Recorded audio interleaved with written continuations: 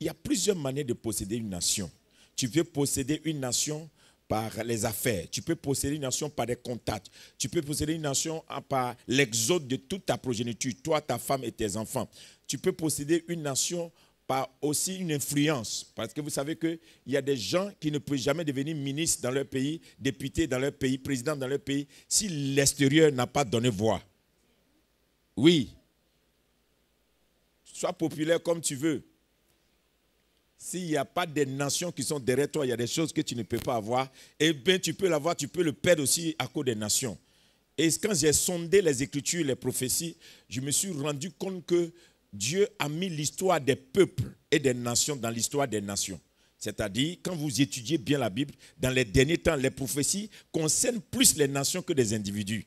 Les prophéties concernent plus les nations. La Bible, dans les derniers temps, voici ce qui va se passer dans les nations.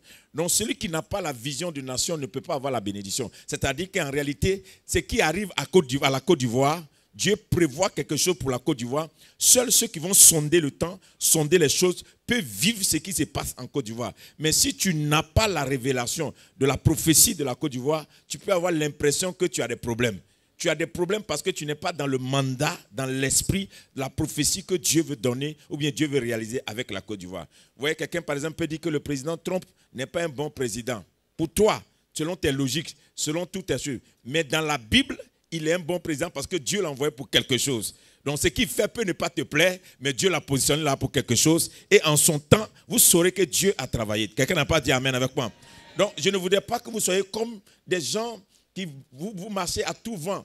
La Bible dit, les prophètes qui ont prophétisé et ont touché la grâce de Dieu sur votre vie, ont fait de cela un objet de recherche et d'investigation. Si maintenant encore vous regardez des gens qui dorment, qui font son sur vous, vous avez un problème. Ça ne suffit plus. Tes songes là, c'est un niveau de la prophétie. On arrive à un niveau où le prophète devient un investigateur. Il va fouiller pour savoir qu'est-ce qui va se passer. Qu'est-ce que Dieu a réservé? Qu'est-ce que Dieu a prévu? Dans ces saisons, qu'est-ce qui va se passer? Dans les années à venir, qu'est-ce qui va se passer? Et il commence à préparer le peuple par rapport à ça. Je vous dis la vérité. À partir de 2023, la Côte d'Ivoire va changer de visage. Mais qui sont ceux-là qui vont bénéficier? Je vous ai donné une prophétie. J'ai dit que la Coupe d'Afrique que nous allons organiser en Côte d'Ivoire, on va gagner. Regardez.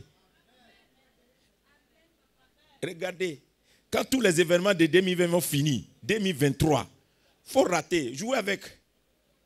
Jouer. Mais il y a des gens qui ne savent même pas. Donc, il y a des gens qui n'ont pas d'investissement. Ils n'ont pas de projet. Le diable va vous distraire. Et les gens viennent de partout. Ils possèdent les territoires. Ils s'investissent. Et toi, tu es toujours, ta tête est ailleurs.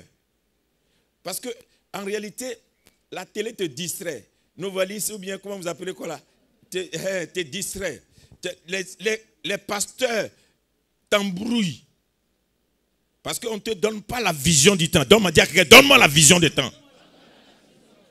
Selon Daniel, on dit Daniel, l'homme qui a l'intelligence pour l'interprétation des temps. Donc ce que je veux que tu comprennes, après ce programme, tu dois avoir une intelligence pour comprendre le temps dans lequel tu es. Si tu te prépares, pourquoi? Nous sommes dans le temps où Dieu va connecter des nations, des enfants des nations aux enfants ivoiriens qui vont commencer à faire la particularité de la Côte d'Ivoire. J'ai dit que Dieu va prendre des enfants ivoiriens. Ils seront des particularités pour la nation. Amen. Avant là, en Côte d'Ivoire, tu as besoin de connaître un ministre, connaître un président, connaître un député pour devenir quelqu'un. Mais dans les années à venir, il y a des gens qui vont sortir de rien. Ils vont parler, ils vont ordonner et les ministres vont s'abaisser. Oh. Vous ne savez pas de quoi je parle. Hein? Vous ne savez pas de quoi je parle. Il y a des gens ici qui seront plus puissants même que ministres, puissants même que présidents. Ils vont...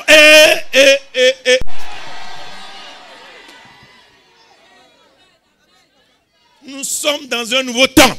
Dieu nous a équipés dans une onction, dans un mandat pour faire quelque chose. Et je suis en train de vous dire, regardez les signes des temps.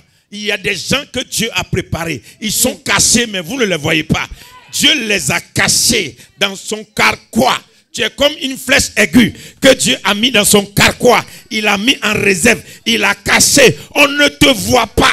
Ils ne te sentent pas. Dans leur calcul, tu n'es pas dedans. Dans leur vision, tu n'es pas dedans. Mais tu es dans le plan de Dieu. Et Dieu dit, préparez-vous à partir de 2021.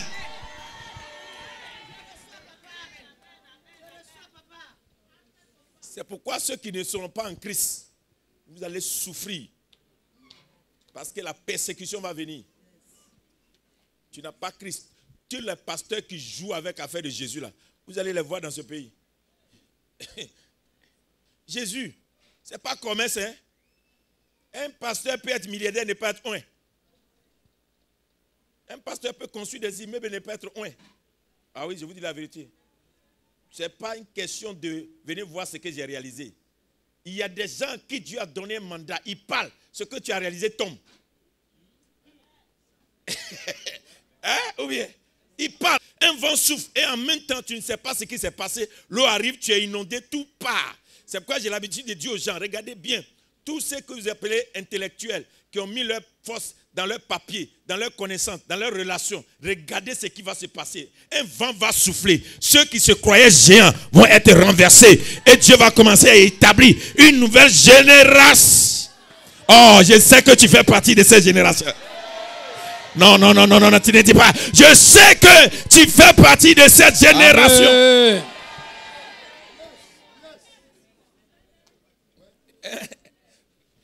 Que la conquête commence. Parce que Dieu a préparé des enfants de Dieu. Demande à quelqu'un. Est-ce qu'on peut compter tes entreprises?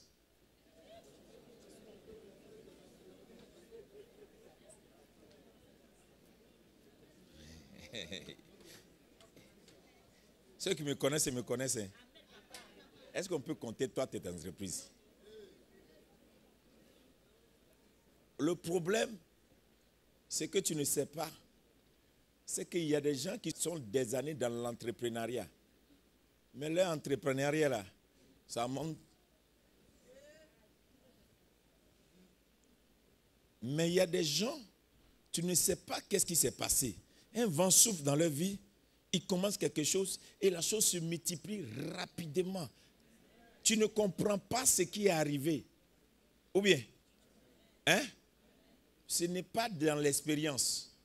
Ça se trouve dans l'onction. La différence se trouve dans l'onction. Ce n'est pas une question d'expérience. Tu peux être un comptable expérimenté et ne pas compter beaucoup d'argent. C'est une question d'onction. Et je vous ai toujours dit, ceux qui m'ont écouté pendant des années, ce pays-là, Dieu a mis une onction. Mais comme on a les gros yeux et les choses qui brillent, c'est ça qui nous attire. Nous, les pasteurs, on a tué l'onction et on s'est mis dans les histoires de relations humaines avec Dieu. On te prêche, tu as l'impression que tu peux faire quelque chose. Quand on te dit que tu es un champion, attention, sans Dieu, tu n'es pas un champion. Quand on te dit, par exemple, tu peux le faire, attention, sans Dieu, tu ne peux pas le faire. Si on te dit, change de vie, attention, sans Dieu, tu ne peux pas changer de vie. Donc, il y a des choses qu'on te dit, en réalité, qui ne te connectent pas avec Dieu, qui te rend orgueilleux. Tu as l'impression que tu es arrivé, que tu peux le faire. Non. Ça, c'est la marque de la bête. 666, ça, ce n'est pas ceux qui ont mis 666. Hein. La marque de la bête, c'est la prédication qui élève l'homme et qui diminue Dieu. Donc, tu as l'impression qu'en tant qu'homme, tu peux faire des choses.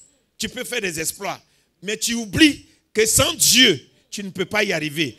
Donc, on fait en sorte que nous-mêmes, dans notre manière de marcher, on est devenu orgueilleux, prétentieux, parce qu'on se dit que nous seuls, on suffit. Avec des gens comme ça, là, la Côte d'Ivoire ne va jamais évoluer. Parce qu'il vient de dire que lui seul, il peut changer la Côte d'Ivoire. C'est impossible. Quelle que soit la taille de ton église, c'est une illusion. Parce que, dites-nous, quel est le pasteur qui a 15 000 fidèles à Abidjan ici? Montrez-moi son église. Même si tu fais 4 cultes et que ton temps prend 1500 personnes, ça fait combien? 6 000. Mais attends, dans Yopougon, on est combien? Ça veut dire que tu ne fais même pas la conversion même de combien de personnes sont à Yopougon, à Bobo, 13 villes, Makori. On ne peut jamais. Donc, tu as l'impression que tu es quelqu'un. Tu n'entends plus la voix de Dieu.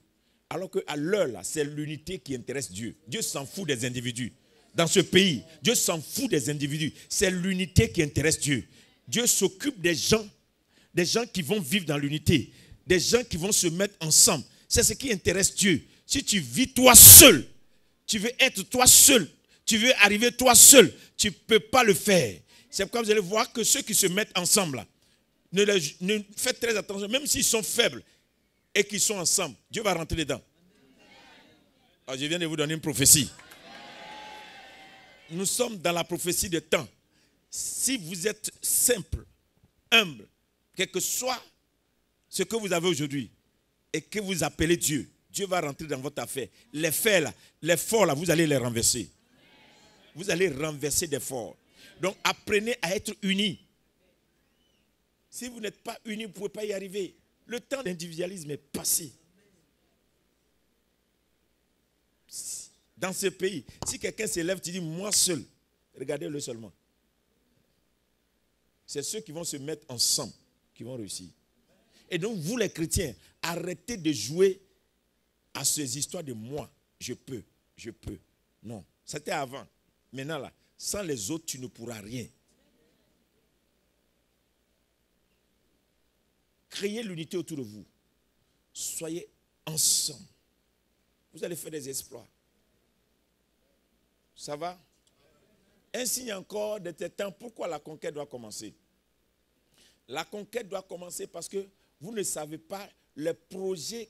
En même temps que Dieu a un projet pour une nation ou bien pour une génération, le diable aussi a des projets. Beaucoup de personnes ont l'impression que le diable, là, il va croiser les mains, puis il va nous regarder, on va faire comme Dieu a dit, là, Dieu va faire. Quand Dieu a un projet pour toi, le diable a des projets pour toi. J'ai dit, quand Dieu a un projet pour toi, le diable a des projets pour toi. Je répète, quand Dieu a un projet pour toi, le diable a des projets pour toi.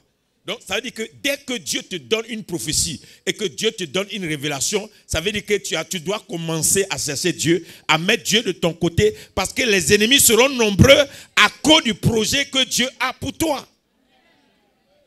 Alléluia. Quelqu'un dit Amen avec moi. Prends ta vie chrétienne au sérieux. Dis à quelqu'un, prends ta vie chrétienne au sérieux. Arrête de t'amuser.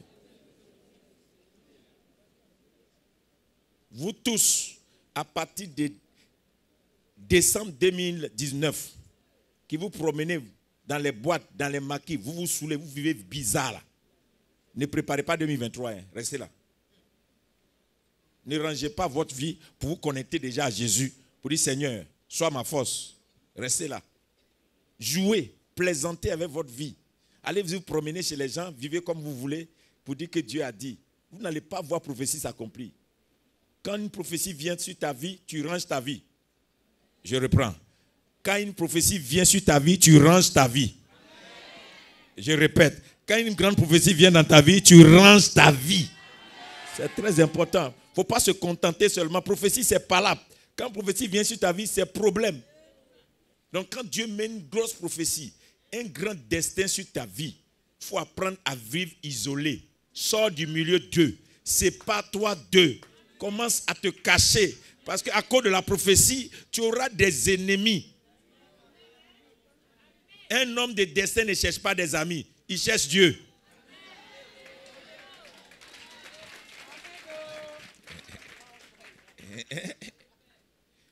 Oui. C'est ça la conquête. Il faut que tu te prépares. Il faut que tu saches dans ta tête que Dieu veut aller quelque part avec moi. Donc je me range pour que Dieu soit toujours de mon côté. Vous savez, nous tous là, la vie est belle. Hein? N'écoutez pas tous les messages. Ne ramassez pas tous les messages. Les messages d'excitation là, vous écoutez, votre vie sera excitée. Vous devez écouter les messages qui vont vous bâtir, qui vont vous amener loin, des choses qui peuvent construire votre avenir. Amen. Toi, tu es là, tellement là. Tout message que tu écoutes là, comment coucher avec ta femme, comment embrasser ton mari, comment faire l'amour pour ton mari, c'est ça qui va construire ta maison. C'est avec ça là tu vas envoyer tes enfants à l'école. C'est avec ça là que tu vas bâtir l'avenir. Ce que tu écoutes, tu le deviens. Donc, à force d'écouter des bêtises, vous aimez ça. Votre vie chrétienne est comme ça. Que la conquête commence. Dis à partir d'aujourd'hui, il y a des choses que je ne vais plus écouter. Deuxième chose que je vous dis, la malédiction est dans le scandale. Dis la malédiction est dans le scandale. Cette génération sera une génération de scandale. Parce que le diable sait que pour détruire quelqu'un, il faut pousser la personne à faire du scandale. Donc tous les chrétiens qui provoquent des scandales, vous allez voir, ils vont payer. Ils vont souffrir. Eux, leur famille, il y a des familles qui vont disparaître entièrement parce qu'ils ont provoqué ou bien ils ont provoqué des scandales dans la maison de Dieu. Il y aura plus de scandales dans la maison de Dieu que partout parce que le diable veut détruire des vies. Et donc, quand le diable te donne l'occasion de trouver peut-être une raison de provoquer un scandale, il est en train de te tuer. Donc, tous ces temps-là, vous allez commencer à voir beaucoup de scandales. Faites très attention, ne mettez pas vos bouches. Vous qui partagez les vidéos de scandales, là, de toute façon, tu partages là, c'est comme ça que ça t'arrive. Je vous dis la vérité. J'ai déjà dit à certains pasteurs, il y a 15 années en arrière, quand tu prends le doigt et puis tu mets sur ton camarade, tu oublies que les trois là sont venus vers toi. Ce que tu as critiqué de l'autre là, tu vas vivre ça. Il y a des pasteurs, je ne dis pas le nom, hein. Ils étaient sur des télés ici là. Ils sont où aujourd'hui? Ce qu'ils ont dit leur est arrivé. C'est Dieu qui fait grâce. Dis à quelqu'un amen. Hein? Donc c'est pourquoi évite de faire de scandale. Si ça ne t'arrange pas, sors tranquillement. Mais ne fais pas de scandale. Si tu fais le scandale, ça va se passer au milieu de vous. Vous aurez beaucoup de personnes bizarres. Pour préparer l'année 2021-2023 pour que vous soyez une étoile dans ce pays. Quelqu'un me suit un peu? Tu es avec moi? Demande à quelqu'un, tu aimes la Côte d'Ivoire? Il ne faut pas mentir. Hein? Amen. Il y a des gens qui ne savent pas que tu peux être ivoirien et ne pas aimer ton pays. Ah oui? Tu peux être ivoirien et ne pas aimer ton pays. Ou bien vous ne croyez pas ça? Amen. Est-ce qu'il n'y a pas des gens qui détestent leur famille? Il n'y a pas des gens qui détestent leur famille? Je ne sais même pas pourquoi je suis né dans cette famille. Mais c'est une famille à problème. Même si Dieu pouvait... Il y a des gens qui vont jusqu'à changer le nom de leur père et de leur mère. Donc c'est pareil. Tu peux avoir dans ton cœur. Moi j'entends des Ivoiriens qui parlent. Quand ils parlent, non. Pour eux, la Côte d'Ivoire, c'est une poubelle. Ce que tu insultes te rejette. Ce que tu insultes te quitte. Ce que tu accuses te lâche. Donc si dans ta vie, tu insultes la Côte d'Ivoire ne va pas t'élever. Donc trouvez toujours des occasions de bénir cette terre et la terre va vous bénir. Mais si vous prenez votre temps pour dire, en Côte d'Ivoire, vraiment, il n'y a que ça, il n'y a que ça, il n'y a que ça. Les Ivoiriens, nos soeurs là, nos frères là, ils sont comme ça. Moi, en tout cas, mes yeux ne voient que ce qui est bon. Maintenant, s'il y a mauvais quelque part, je ne sais pas. Je m'en rends toujours pour dire le bon. Parce que je veux être heureux sur cette terre. Une chose importante, n'insulte pas ton pays. Ne maudis pas ton pays. Ne salis pas ton pays. Ne salis pas la terre où Dieu t'a installé. Ne parle même pas dans le secret contre. Sinon, tu peux être ici et souffrir. Parce que la terre te rejette. La terre entend. La terre observe. La terre voit. C'est la terre qui reçoit nos prières. Vous ne savez pas ça? C'est la terre qui reçoit nos prières. Donc, si tu maudis la terre ivoirienne, reste là. Tu vas souffrir. Et c'est très important. À partir de cette année, commence à t'attacher à la terre ivoirienne. Et dis, ce pays-là, je l'aime. Je prie pour le pays. Je prie. Dieu va te bénir. Et j'ai prophétisé. À partir de 2025, vous allez voir, 2025, 2030, vous allez voir, Yopougon est l'avenir de Abidjan. Oui. Il va y avoir une grande inondation dans tout Cocody jusqu'à Bergerville, tout ça là-bas. C'est vers ici que les gens vont venir se cacher. Ah, il ne faut pas te fatiguer. Mais c'est inscrit. Mais il faut commencer déjà à penser à ça. C'est pourquoi quand vous construisez vos maisons, pensez, ça va arriver. Ça va arriver. Écrivez, vous allez voir. J'ai prophétisé il y a plus de 7 ans le pont de Yopougon. J'ai prophétisé comment Yopougon allait être relié. Ce n'est pas arrivé. J'ai prophétisé la baie, la ville qui sera sur l'eau. C'est en train de se faire à Yopougon. J'ai prophétisé. Écoutez, Ivoirien Nouveau. J'ai prophétisé Ivoirien Nouveau en 2013. Les gens n'ont pas pu vous faire Ivoirien Nouveau. Va aller chercher le site, vous allez écouter. Qu'est-ce qu'il a dit dans Ivoirien Nouveau? 2013. On est en 2020. Ah, donc, il ne faut pas écouter. Il faut penser que je m'amuse. Si tu ne te prépares pas pour ces choses, tu vas voir. Oui, si tu es un enfant, tu es intelligent. Quand les périodes arrivent, puis on te dit que il y a des glissements de terrain, des trucs bizarres, et que l'État a commencé à faire des analyses, tout ça là. Vends ta maison, va payer un grand terrain, commence à faire autre chose. Parce qu'il y a des prophéties qu'on n'annule pas, mais il y a des prophéties qu'on évite. Ça t'avertit seulement pour que tu évites ça. Est-ce que vous me suivez un peu? Quelqu'un avec moi? À partir de 2023, tous ceux qui seront des chrétiens, qui vont s'aimer dans l'œuvre de Dieu, je n'ai pas dit s'aimer dans les pasteurs, s'aimer dans l'œuvre de Dieu, évangéliser, gagner des âmes, ceux qui vont donner des Bibles à des gens, Dieu va vous bénir. Dieu va débloquer vos vies. Je répète, si tu es ici et que tu as envie de devenir riche, construis l'église. Paie des choses pour l'église. Paie des instruments pour l'église. Investis dans l'église. Mon Dieu va t'étonner. Vous savez pourquoi? Le monde des ténèbres, vous n'avez pas les yeux pour voir. En Côte d'Ivoire, cette année, depuis un certain temps maintenant, tout ce qui est religion sur la terre vient s'installer.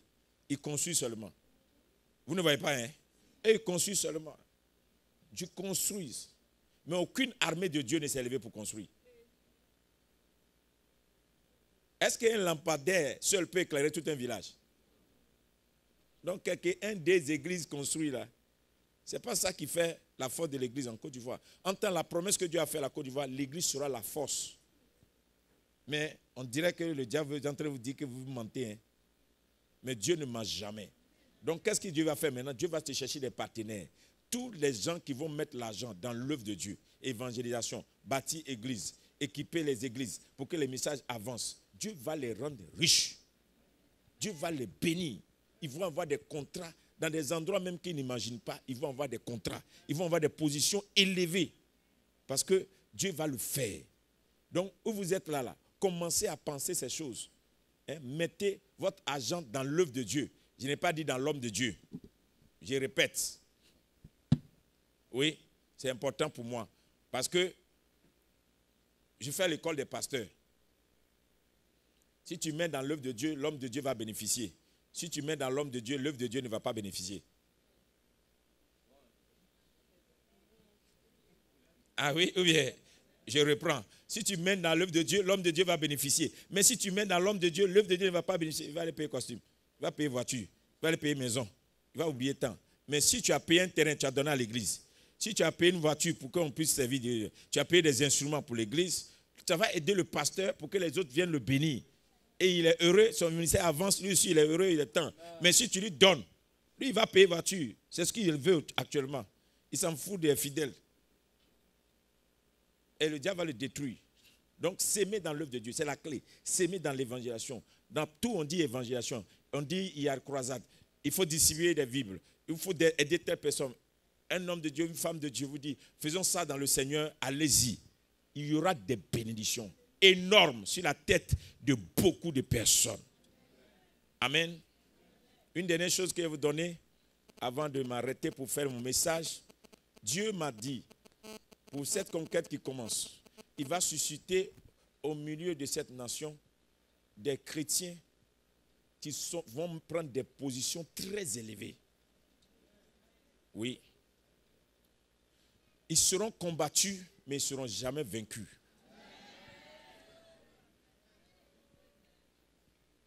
Amen. Oui. Et ça va aller sur nombre d'années. Regardez vos yeux. Ils vont faire des choses pour arrêter l'évangile. Mais c'est plus ils vont les faire, plus l'évangile va avancer. Et Dieu va positionner des personnes importantes pour le faire.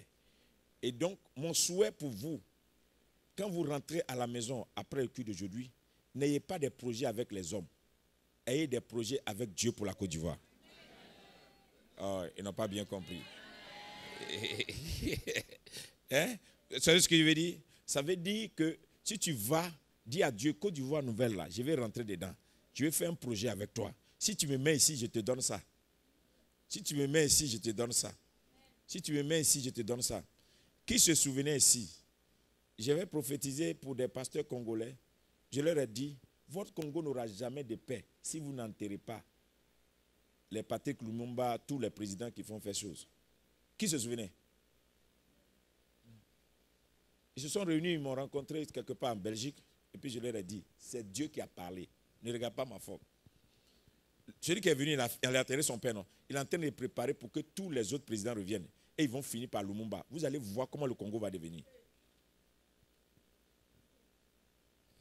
C'est des choses, ce n'est pas une question de politique. C'est une question de Dieu avec toi, ou bien Dieu, je ne sais pas comment je vais dire, mais Dieu parle, il parle, mais on n'entend pas. Ils ont commencé. Quand les gens se sont levés, on dit que non, le gars là, il ne sera pas président. J'ai dit, celui-là, il va être président. J'ai un ami qui est à Québec qui m'a demandé, tu es sûr? J'ai dit, oui, il sera président. Il dit, pourquoi? J'ai dit, il sera président, pas parce qu'il est bon politicien, mais il sera président parce que Dieu va le faire poser des actions. Quand il va finir là, il va partir. Amen. On était ici en 2011. J'ai dit, le président, l'ex-président, il va partir, mais il sera le premier président qui va revenir. Après lui, la CPI ne va plus exister. Les gens ne m'ont pas écouté. Aujourd'hui, la CPI existe. Il n'y a pas mis ça sur Internet. Ce n'est pas politique. Je vous dis simplement, vous qui êtes là, Dieu a besoin de vous. Votre pays a besoin de vous. Cette nation a besoin de vous. Prenez-vous au sérieux, vous les chrétiens. Vous ne vous prenez pas au sérieux. Donc, dernière, une chose importante. Ne vous attaquez pas à quelqu'un qui est au pouvoir. C'est l'ignorance. Ne vous attaquez jamais à quelqu'un qui est au pouvoir. Parce que quelqu'un qui est au pouvoir, Dieu règne avec lui.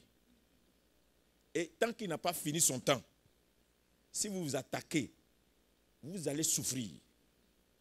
C'est notre responsabilité en tant que chrétiens de prier pour ceux qui sont au pouvoir. Ça ne veut pas dire que tu es d'accord, tu n'es pas d'accord, c'est le principe de Dieu. Le principe de Dieu dit, toute autorité vient de Dieu. Dis à quelqu'un tout. Même s'il t'énerve, il vient de Dieu. Même si ce qu'il fait ne te plaît pas, il vient de Dieu. Donc quand toute autorité vient de Dieu, quand tu veux, tu es dans une nation, ton président là, il est ton roi. Il est celui que Dieu a choisi pour toi. Tu dois prier pour lui. Tu vas me dire, non, il n'est pas chrétien. Voilà où vous êtes arrêté. Tu sais pourquoi? Tu as des problèmes? Mais, je vais te demander, ta banane que tu achètes au marché, c'est chrétien? Ton marché de voie sacrale, c'est chrétien? Quand tu vas à Cocody pour aller payer les trucs, costumes que tu portes là, ils ont écrit dedans, costume chrétien. Cravate, c'est écrit chrétien. Tu ne portes pas?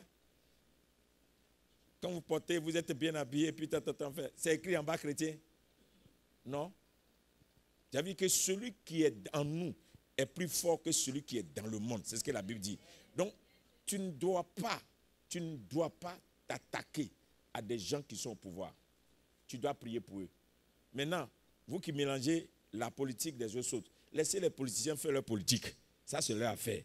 Mais un chrétien prie pour son président, prie pour son gouvernement. S'il prend les mauvaises décisions, tu vas subir cadeau. C'est pourquoi tu as intérêt à prier pour lui, pour qu'il prenne des bonnes décisions qui vont aller dans la paix dans le pays. Parce que ta prière compte, ta voix compte. Ne maudis pas le roi dans ta couche, Ecclésiaste. Ne maudis pas le roi et les personnes élevées en dignité, de peur que le vent ne transporte ça pour aller jusqu'à eux. C'est ce que la Bible dit. Donc quand tu maudis même un roi dans ta couche, tu vas avoir des problèmes. C'est pourquoi lui, il n'était même pas là. Toi, tu as fini de le maudire dans ta couche. Tu sors et puis le policier t'arrête. Et un petit problème, on t'amène à la gendarmerie. Et puis tu es enfermé. Tu ne comprends pas. Tu dis, mais j'ai fait quoi? J'ai fait quoi? Ce gouvernement même, ces gens-là même, c'est pas la paix. Là-bas encore, tu vas. Ton cas s'empire. Et puis tu es là, tu dis, qu'est-ce qui se passe? Je ne comprends pas. Tu as maudit un roi dans ta couche et tu ne sais pas que le gouvernement du roi s'est levé contre toi spirituellement parce que c'est un esprit. Si vous voulez réussir sous le règne de quelqu'un, bénissez son règne. Demandez en son temps, moi je vais être prospère. Moi, je vais avancer. Je fais mes choses, que Dieu le bénisse. Alléluia. Chaque homme a son temps. Chaque chose a son temps. Et chaque saison a son homme. Donc, quand Dieu place un homme dans une saison, toi, tu n'es pas plus intelligent que Dieu pour dire que ce que Dieu fait là n'est pas bon. Est-ce que j'ai parlé à des chrétiens? Il ne faut jamais faire ça. Et c'est l'ignorance des chrétiens.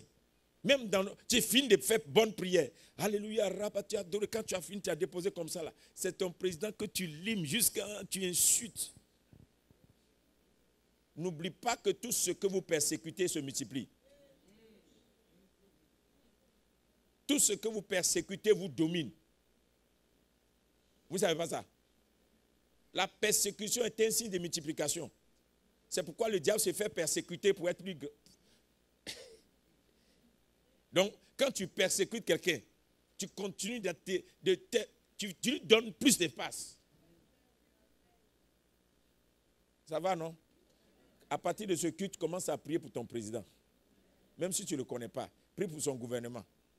Même s'il y a des gens qui t'énervent dedans, je ne sais pas des raisons, mais prie pour eux. Parce que tu veux promotion. Tu veux voyager. Voyage là. Ceux qui veulent aller en France, là, moi je ne vous comprends pas. Hein. Il y a 2 portes. Il faut que la porte de Côte d'Ivoire s'ouvre avant que la porte de la France ne s'ouvre. Mais comment est-ce que tu peux quitter ici pour arriver en France si la porte de ton pays ne t'a pas ouvert la porte? Donc comme tu maudis le pays matin, midi, soir là, tu es dans le pays t'est enfermé, tu es dans une prison ouverte.